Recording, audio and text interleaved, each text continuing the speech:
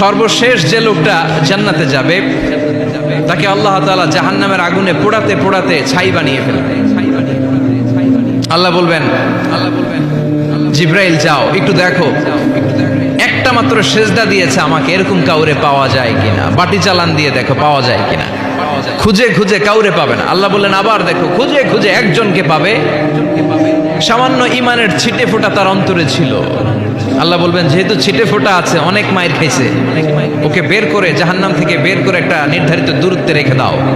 রেখে দেয়া হবে, কিন্তু জাহান্নামের আগুনের লেলিহান শিখাতে তার গা ঝলসে যাবে। সে আল্লাহর ডেকে বলবে মাবুদ, তোমার কাছে আমি কিছু চাই না। জাহান্নাম থেকে তুমি আমাকে বের করেছো, জীবন নদীর পানি তুমি আমার গায়ের মধ্যে ঢেলে দিয়েছো, আমি আবার সজীবতা ফিরে পেয়েছি। আমি তোমার কাছে জান্নাত চাই না, শুধু নিরাপদ একটা দূরত্বে আমাকে